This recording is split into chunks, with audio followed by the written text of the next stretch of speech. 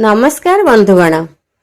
आयुर्वेद शास्त्र रे एक श्लोक अछि, निर्गुंडति शरीर रक्षति रोगेभ्यः तस्माद् निर्गुंडी। अर्थात जे रोग कबलरू शरीर को रक्षा करिथाय ताकू निर्गुंडी कहंती। आमे ओडिया रे एही निर्गुंडी गछ को बेगुनिया कहिथाउ एवं बेगुनिया गछ को आपण अंचल कोन कहंती ता मध्ये मते लिखिबे। हिंदी रे याकू निर्गुंडी, संभाळू, निसिंडा, सेफाली आदि कहिथांती। एहार प्रायतः दुईटी भेराइटी देखिबाकू मिलिथाय। गोटे हला नील बा हल्का बैगणी रंगर फूल थिबा बेगुनिया गछ, ताकू संस्कृत रे निर्गुंडी, इंद्राणी, सेफाली आदि कहंती। आउ गोटे हला श्वेत पुष्प बा धला फूल थिबा बेगुनिया गछ, जहाकू संस्कृत रे सिंधुबार, सिंधुक आदि कहिथांती।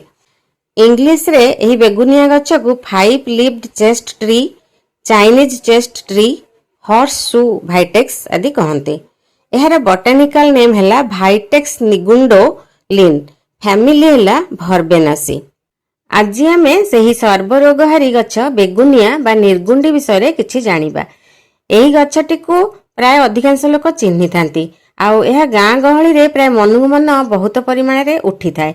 गाँ लोक माने मध्ये एहार औषधीय गुण विषय किछि किछि जानि थांती। आउ एही गछर पत्र को दली देले बा मकचि देले देखिबे एक प्रकार कटु गंध बाहरी थाए। सेथिरे थिबा एक प्रकार तैल जोगु एपरी गंध बाहरे, जहा कि पेस्टिसाइड परी काम करिथाए। चासी भाई माने सेमानकर रबी फसल को माने बिरी, मुग, कोलथ आदि को पोको दाउरु रक्षा करिया पई बिरी, मुग सहित बेगुनियार सुखिला पत्र किछि ता सहित मिसाई रखिथांती। बेगुनिया गछटी गोटे बहुवर्षीय गुल्म। एहार उच्चता प्राय 3 रु 5 मीटर पर्यंत होइताए। एहार पत्र होची जटिल पत्र, आउ एथिरे डेम्फ रहिताए। प्रत्येक पत्र रे 3 रु 5टी लेखाए पत्रक बा लिफलेट गोटे बिंदुरु बाहरी थाए, जेमति कि हातर 5 आंगुली परी। पत्रर ऊपर पाख सबुज रंग देखा जाए और तळ पाख टिके धଳାଳିଆ देखा जाए एवं लोम सबु रहिताए। फूल गुड़िक 2 रु 8 इंच लंबा मंजरी रे होइथाए। फूलर रंग धला किंबा नील होई पारे। उभय गछर गुणधर्म किंतु समान होइथाए, तेणु उभय गछ को औषध रूपे व्यवहार करा जाइथाए। एहार फल गुड़िक ठीक मटर दाना आकृति रहिथाए आ ताहा पाचि गले कला रंगर देखा जाए। एहा भितरे अनेक मंजी सबु रहिथाए।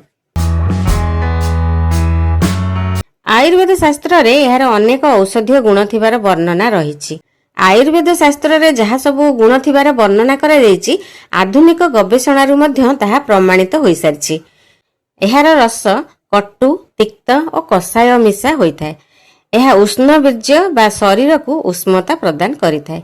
बेगुनिया साधारणतः बात और कफनाशक होइथाए। बेगुनिया गछर सर्वांग औषधीय गुण रे भरपूर होइथाए, किंतु विशेष भाव रे एहार चेर, पत्र, छाली, फल और मंजी को औषध रूपे प्रयोग करा जाइथाए। एथिरे अनेक प्रकार बायो एक्टिव कंपाउंड सब रहितिबारु एहार औषधीय गुण सब आसीथाए। एबे आमे बेगुनियार किछि सरल घरोई प्रयोग विषय रे आलोचना करिबा, जहा कि आमे घरे करि परिबा। आ बेगुनिया गछ जदि आपनकर आखपाखरे नाही, ताहले आयुर्वेद दुकानरू आमे बेगुनियार प्रस्तुत औषध मध्ये पाई परिबा। आयुर्वेद रे याकू निर्गुंडी नाम रे जानि थांती। तेणु निर्गुंडी चूर्ण, निर्गुंडी रस, निर्गुंडी तेल आदि बाजार रु आपण पाई परिबे। व्यथा दूर करिथाए। शरीर रे वात दोष थिले, जेमति कि आम वात, संधि वात, स्पॉन्डिलाइटिस आदि रे आंठू और अन्य गंठी स्थान गुड़िक दरज होइथाए। सेही स्थान गुड़िक फुली जाइथाए किंबा मांसपेशी मध्य फुली थाए और दरज होइथाए। महिला मानकर अंटा दरज तो गोटे साधारण कथा। सियाटिका, जेउथिरे कि अंटा ठारू पाद तळ पर्यंत असह्य जंत्रणा होइथाए। एही परी शरीरर विभिन्न स्थान रे दरज और फुला हेउथिले बेगुनिया पत्रर रस 10 रु 20 मिलीलीटर बा 2 रु 4 चामच किंबा एहार क्वाथ 50 रु 100 मिलीलीटर प्रतिदिन सकाळे और संध्यारे 2 थर लेखाए किछि दिन पर्यंत सेवन करंतु। किंबा यार छालीर चूर्ण 1 रु 3 ग्राम करी दिन को 3 थर लेखाए सेवन कले मध्य एही सब प्रकार वात रोग रे आराम मिलिथाए। ता सहित बेगुनिया पत्र को बाटी अल्प उषुम करी सही स्थान रे लेप दिया जाए। किंबा बेगुनिया तेल, जोटा कि निर्गुंडी तेल नाम रे बाजार मिलिथाए, ताकू आपण सही स्थान रे मालिश मध्य करि परिबे। କୌଣସି ଅଙ୍ଗ ଫୁଲିଥିଲେ ବା ଦରଜ ହୋଇଥିଲେ ବେଗୁନିଆ ପତ୍ରକୁ ପାଣିରେ ଫୁଟାନ୍ତୁ। ସେହି ପାଣି ଗରମ ଥିବା ଅବସ୍ଥାରେ ତଉଲିଆ ବୁଡାଇ ଗରମ ଗରମ ସେକ ଦିଅନ୍ତୁ ସେହି ସ୍ଥାନକୁ। ତାହେଲେ ଦେଖିବେ ଫୁଲା ଓ ଦରଜ କମିଯିବ। ସ୍ନାୟବିକ ଦୁର୍ବଳତା। ବେଗୁନିଆ ଫଳର ଚୂର୍ଣ୍ଣ 2 ରୁ 4 ଗ୍ରାମ ଦିନକୁ 2 ଥର ଲେଖାଏଁ ସେବନ କଲେ ସ୍ନାୟୁ ଓ ମୁଣ୍ଡ ସମ୍ବନ୍ଧୀୟ ସମସ୍ତ ପ୍ରକାର ରୋଗରେ ପ୍ରାୟତଃ ଲାଭ ମିଳିଥାଏ। ବେଗୁନିଆ ପତ୍ର ରସରେ ଅଫିମ ଗୋଳାଇ ନାକରେ ପକାଇଲେ ଅପସ୍ମାର ବା ଏପିଲେପ୍ସି, ଯାହାକୁ ମୂର୍ଚ୍ଛା ରୋଗ ମଧ୍ୟ କହନ୍ତି, ତାହା ଭଲ ହୋଇଥାଏ। ମୁଖ ରୋଗ। ଯଦି ମୁହଁରେ ଛାଲ ପଡୁଛି ତାହେଲେ ବେଗୁନିଆ ପତ୍ରକୁ ପାଣିରେ ସିଝାଇ ସେହି ପାଣିରେ କୁଳି କଲେ ମୁହଁର ଛାଲ ଭଲ ହୋଇଥାଏ ଆଉ ମୁହଁର ଦୁର୍ଗନ୍ଧ ମଧ୍ୟ ଦୂର ହୋଇଥାଏ। ସେଥିରେ ନିର୍ଗୁଣ୍ଡି ତେଲ ମଧ୍ୟ ଆପଣ ଲଗାଇ ପାରିବେ। ଆଉ ଯଦି ଓଠ ଫାଟୁଛି ତାହେଲେ ମଧ୍ୟ ଓଠରେ ନିର୍ଗୁଣ୍ଡି ତେଲ ଲଗାଇଲେ ଓଠ ନରମ ରହିଥାଏ। କାନ ରୋଗ। ବେଗୁନିଆ ପତ୍ର ରସକୁ ରାଶି ତେଲରେ ଅଳ୍ପ ଆଞ୍ଚରେ ପାକ କରନ୍ତୁ। ପାଣି ଅଂଶ ମରିଗଲେ କେବଳ ତେଲ ରହିଗଲେ ତାକୁ ଶିଶିରେ ସାଇତି ରଖନ୍ତୁ। ସେହି ତେଲକୁ କାନରେ ପକାଇଲେ କାନ ଭିତରେ ହୋଇଥିବା କ୍ଷତ ଏବଂ ସେଥି ଯୋଗୁଁ ପୂଜ ଯଦି ବାହାରୁଥାଏ କିମ୍ବା କାନ ବିନ୍ଧୁଥାଏ ତାହେଲେ ସବୁକିଛି ଭଲ ହୋଇଥାଏ। ଚର୍ମ ରୋଗ। ବିଭିନ୍ନ ପ୍ରକାର ଚର୍ମ ରୋଗ ଯେମିତିକି ଯାଦୁ, କାଛୁ, ବ୍ରଣ, ବିଞ୍ଚି ଆଦି ଯଦି ହୋଇଛି ତାହେଲେ ବେଗୁନିଆ ଚେରକୁ ବାଟି ଚର୍ମ ରୋଗରେ ଲଗାନ୍ତୁ, ତାହେଲେ ଉପକାର ମିଳିବ। କିମ୍ବା ଗୋଟିଏ ମାଠିଆରେ ପାଣି ନିଅନ୍ତୁ, ସେଥିରେ କିଛି ବେଗୁନିଆ ପତ୍ରକୁ ପକାନ୍ତୁ, ତାକୁ ମୁହଁ ବନ୍ଦ କରି ସିଝାନ୍ତୁ। ସେହି ପାଣିରେ ନିୟମିତ ଭାବରେ 21 ଦିନ ପର୍ଯ୍ୟନ୍ତ ଯଦି ଗାଧୋଇବେ ସବୁ ପ୍ରକାର ଚର୍ମ ରୋଗ ଭଲ ହୋଇଥାଏ। ଅଗିଆ ବାତ। ଏଥିରେ ଦେହରେ ଚକଡା ଚକଡା ହୋଇ ଫଳି ଯାଇଥାଏ ଓ କୁଣ୍ଡେଇ ହୋଇଥାଏ। ବେଗୁନିଆ ପତ୍ରକୁ ବାଟି ଅଳ୍ପ ଉଷୁମ କରି ଲେପ ଦେଲେ ଫୁଲା କମି ଯାଇଥାଏ ଓ ଦେହ କୁଣ୍ଡେଇ ହେବା ମଧ୍ୟ ଭଲ ହୋଇଥାଏ। କଣ୍ଠ ରୋଗ। ଟନ୍ସିଲାଇଟିସ୍ ଯୋଗୁଁ ଯଦି ତଣ୍ଟି ଦରଜ ହୋଇଛି ବା ଯେକୌଣସି ପ୍ରକାର କଣ୍ଠ ରୋଗ ହୋଇଛି ତାହେଲେ ବେଗୁନିଆ ପତ୍ରର ରସ 2 ରୁ 4 ଚାମଚ ନେଇ ତାକୁ ମହୁ ସହିତ ମିଶାଇ ସକାଳେ ଓ ସନ୍ଧ୍ୟାରେ କିଛି ଦିନ ପର୍ଯ୍ୟନ୍ତ ସେବନ କରନ୍ତୁ। ସମସ୍ତ ପ୍ରକାର ଗଳା ରୋଗରେ ଏହା ଲାଭ ଦେଇଥାଏ ଓ କଣ୍ଠ ସ୍ୱରକୁ ମଧ୍ୟ ମଧୁର କରିଥାଏ। କାଶ ଓ ଶ୍ୱାସ। ବେଗୁନିଆ ପତ୍ର ରସରେ ମହୁ ମିଶାଇ ସକାଳେ ଓ ସନ୍ଧ୍ୟାରେ 1 ଚାମଚ କରି ଯଦି ଖାଇବେ ତାହେଲେ କାଶ, ଶ୍ୱାସ ଓ କଫ ଆଦିରେ ଆରାମ ମିଳିଥାଏ। ସାଇନସରେ ବେଗୁନିଆ ପତ୍ର ରସ 2 ବୁନ୍ଦା ଲେଖାଏଁ ନାକରେ ପକାଇଲେ ତାହା ଭଲ ହୋଇଥାଏ। କୃମି। ବେଗୁନିଆ ଫଳ ଚୂର୍ଣ୍ଣକୁ 3 ରୁ 6 ଗ୍ରାମ ମାତ୍ରାରେ ସକାଳେ ଓ ସନ୍ଧ୍ୟାରେ 2 ଥର ଲେଖାଏଁ ଯଦି ସେବନ କରିବେ ତାହେଲେ ଅନ୍ତ୍ରନଳୀରେ ହେଉଥିବା କୃମି ସବୁ ମରିଯାଇଥାନ୍ତି। ଜ୍ୱର।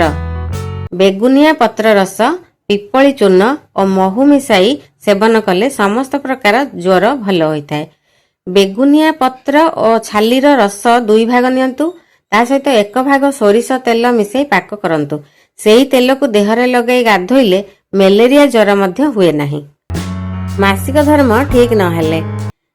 ମାସିକ ଧର୍ମ ବା ମେନଷ୍ଟ୍ରୁଏସନ ସମୟରେ ଯଦି ଅତ୍ୟଧିକ ବ୍ଲିଡିଂ ହେଉଥାଏ କିମ୍ବା ଅତି ଅଳ୍ପ ବ୍ଲିଡିଂ ହେଉଥାଏ କି ଅନିୟମିତ ଋତୁସ୍ରାବ ହେଉଥାଏ ତାହେଲେ ଆପଣ ବେଗୁନିଆ ଫଳ ବା ଏହାର ମଞ୍ଜିର ଚୂର୍ଣ୍ଣକୁ 2 ଗ୍ରାମ ଲେଖାଏଁ ସକାଳେ ସନ୍ଧ୍ୟାରେ 2 ଥର ସେବନ କରନ୍ତୁ କିମ୍ବା ଏହାର ପତ୍ରର କାଢା ବନାଇ 2 ଥର ଲେଖାଏଁ ପିଇଲେ ସମସ୍ତ ପ୍ରକାର ସମସ୍ୟା ଦୂର ହୋଇଥାଏ। ମୂତ୍ରକୃଚ୍ଛ, ମୂତ୍ରାଘାତ ଓ ବୃକକରେ ପଥର। ଯଦି କିଡନୀରେ ବା ବୃକକରେ କିଛି ସମସ୍ୟା ଥାଏ ତାହେଲେ ପରିସ୍ରା ଠିକ ଭାବରେ ହୋଇନଥାଏ ଏବଂ ପରିସ୍ରା କରିବା ସମୟରେ କଷ୍ଟ ହୋଇଥାଏ, ଯାହାକୁ ମୂତ୍ରକୃଚ୍ଛ ବା ମୂତ୍ରାଘାତ ବି କହନ୍ତି। ଆଉ ବୃକକ ବା କିଡନୀରେ ବେଳେବେଳେ ଷ୍ଟୋନ ହେଇଯାଇଥାଏ ବା ପଥର ହୋଇଯାଇଥାଏ। ସେମିତି ଯଦି କିଛି ହୋଇଥାଏ ତାହେଲେ ବେଗୁନିଆ ଛାଲିର କ୍ୱାଥ 10 ରୁ 20 ମିଲିଲିଟର ହିସାବରେ ଦିନକୁ 2 ଥର ଲେଖାଏଁ ସେବନ କଲେ ଏହି ସବୁ ସମସ୍ୟା ଦୂର ହୋଇଥାଏ। ବନ୍ଧୁଗଣ, ଆପଣମାନେ ବେଗୁନିଆ ଗଛର ଏହି ସବୁ ଉପକାର ବିଷୟରେ ଆଗରୁ ଜାଣିଥିଲେ କି? ଏବେ ତ ଆପଣ ଜାଣିସାରିଲେଣି, ତେଣୁ ଏହି ଗଛକୁ ନିଜ ବଗିଚାରେ ରଖିବା ପାଇଁ ନିଶ୍ଚୟ ଚିନ୍ତା କରିସାରିଥିବେ। ଭିଡିଓଟି ଭଲ ଲାଗିଥିଲେ ନିଶ୍ଚୟ ଲାଇକ୍ ଟେ କରିବେ ଆଉ ବନ୍ଧୁମାନଙ୍କ ସହିତ ସେୟାର ମଧ୍ୟ କରିବେ। ଯଦି ଆଉ କୌଣସି ଗଛ ବିଷୟରେ ଜାଣିବାକୁ ଚାହୁଁଛନ୍ତି ତାହେଲେ ମୋତେ କମେଣ୍ଟ ସେକ୍ସନରେ ଜଣାନ୍ତୁ। ଯଦି ମୋର ଚ୍ୟାନେଲଟିକୁ ସବସ୍କ୍ରାଇବ କରିନାହାନ୍ତି ତାହେଲେ ଦୟାକରି ସବସ୍କ୍ରାଇବ କରିଦିଅନ୍ତୁ ଏବଂ ବେଲ୍ ଆଇକନଟିକୁ ମଧ୍ୟ ପ୍ରେସ୍ କରିଦେଲେ ଆପଣ ମୋର ନୂଆ ଭିଡିଓର ସବୁ ନୋଟିଫିକେସନ ଶୀଘ୍ର ପାଇଯିବେ। ଧନ୍ୟବାଦ।